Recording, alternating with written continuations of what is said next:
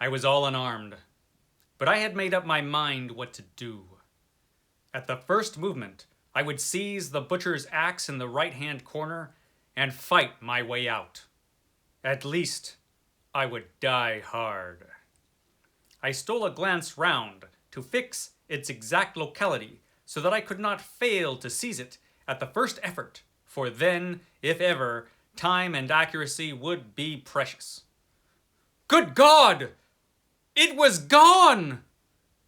All the horror of the situation burst upon me, but the bitterest thought of all was that if the issue of this terrible position should be against me, Alice would infallibly suffer.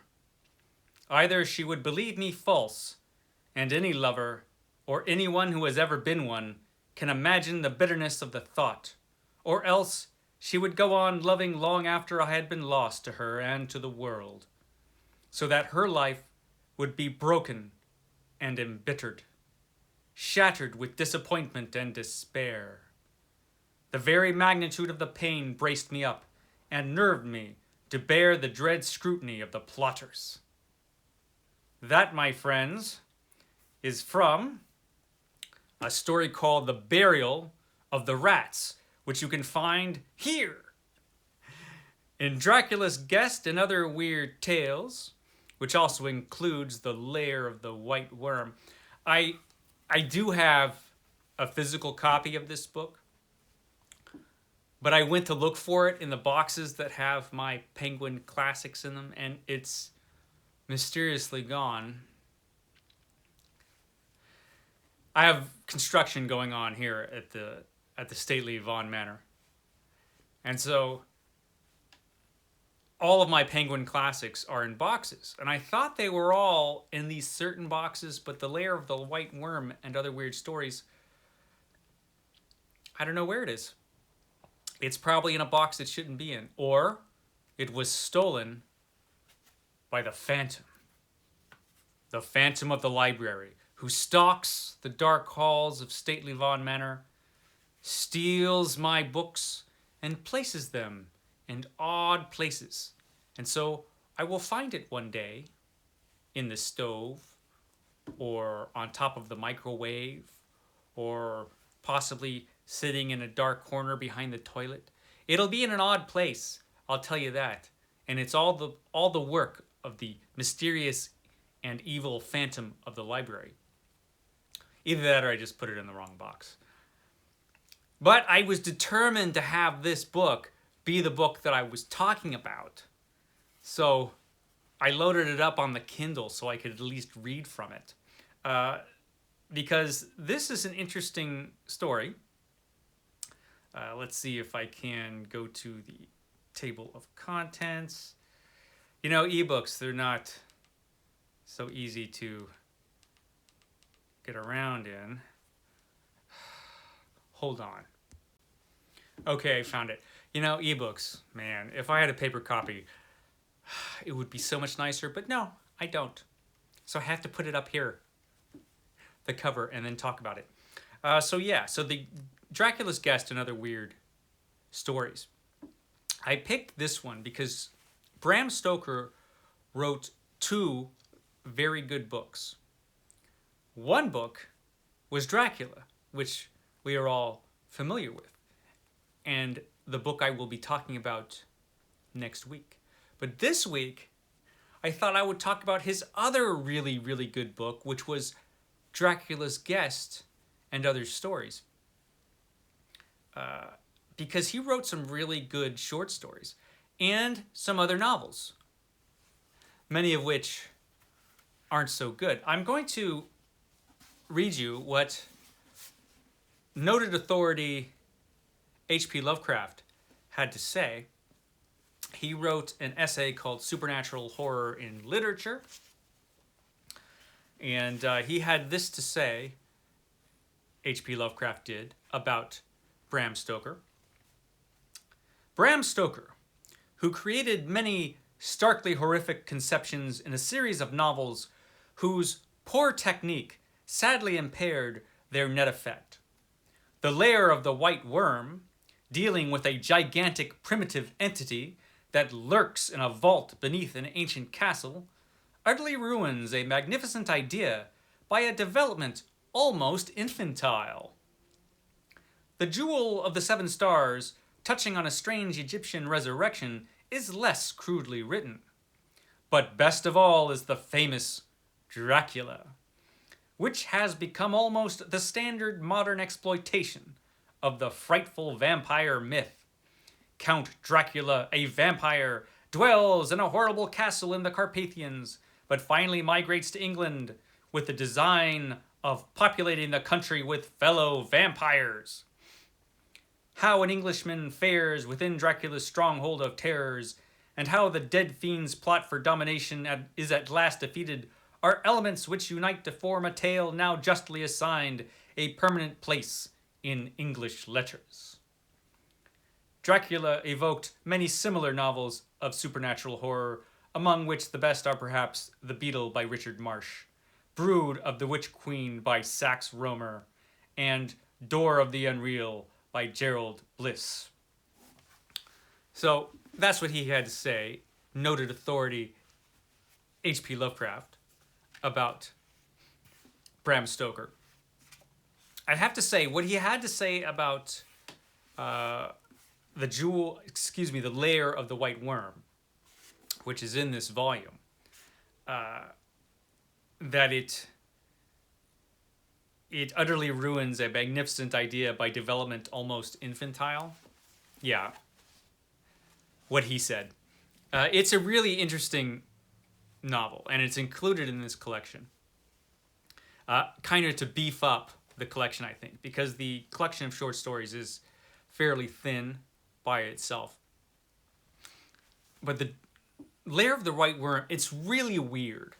It's a really weird book.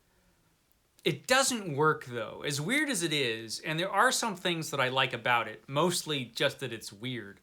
And it's an interesting idea, that's for sure. It's almost worth reading just for the strange idea and some of the weirdness in it, but it is kind of terrible. So maybe not. They did make a very interesting movie out of it. I forget who the director of the film was, but I think it starred Peter Capaldi, and the movie was really weird and terrible also, in a different way. So, a couple weird and terrible things. Yeah. But I can't say many good things about it, unfortunately. But the original collection of short stories, Dracula's Guest and other stories, that was out of print for a while. Stephen King at one point, in mentioning this collection, said it was stupidly out of print, and it was. So it didn't stay out of print forever, and now it's in the public domain, so you can get it for free, or you can get this Penguin volume. I do have it, like I said, somewhere, and I also have it on the e-book I was reading from the Kindle there. The stories that are in this volume: Dracula's Guest, The Judge's House, The Squaw, The Secret of Growing Gold, A Gypsy Prophecy, The Coming of Abel Behenna, The Burial of the Rats, which is great. That little bit I read from is from that story. A Dream of Red Hands, Crooked Sands, and the volume also has, like I said, the novel The Lair of the White Worm. Now, Dracula's Guest is the bit of this collection that is most scrutinized, because it is a lost chapter from the novel Dracula. But the interesting part of it is that it doesn't, if you just put it in front of Dracula, as some editions have done, it doesn't really fit, because there are inconsistencies between this first lost chapter and the rest of the novel. So much so, in fact, that there are theories that the main character, the narrator of the story, isn't Jonathan Harker, as he should be, if it's the first chapter of the novel, but somebody else. The real explanation is that it is Jonathan Harker, But this excised chapter was excised from an earlier version, an earlier draft of Dracula. There were there was at least one earlier draft of Dracula, probably more than one, and they were very different. Um, and so Dracula's Guest comes from a different version of Dracula, an earlier draft of Dracula. So that's why it doesn't exactly fit. But it does almost fit. If you're not being really careful when you read it, it seems to go okay if you just stick it in the front of Dracula. But the novel works perfectly well without Dracula's Guest, but it is an interesting read. This early chapter with Jonathan Harker when he is traveling to Castle Dracula and encounters some possibly supernatural things going on. It has a couple Scooby. It has a couple Scooby moments. Spooky was the word I was looking for. Although, if you put Scooby and the gang in it, it would be interesting. No, it has a couple spooky moments. And the other stories in this volume are really worth reading. Probably The Judge's House might be the most famous other than Dracula's Guest. Really, really good story, The Judge's House. There's a lot to recommend The Squaw, too. The others are really good. Burial of the Rats is probably my favorite.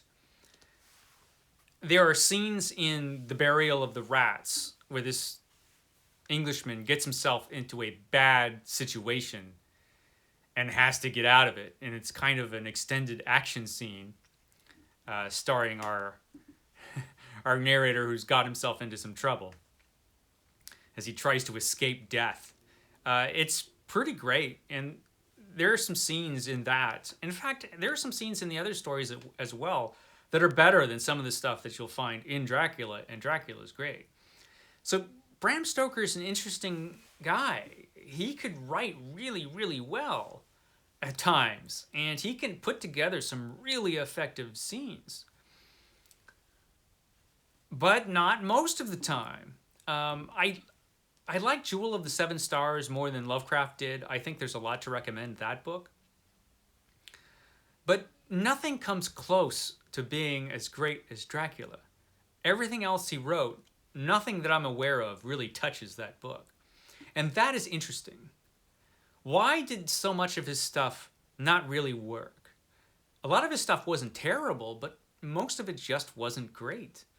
A lot of it was pretty bad, frankly.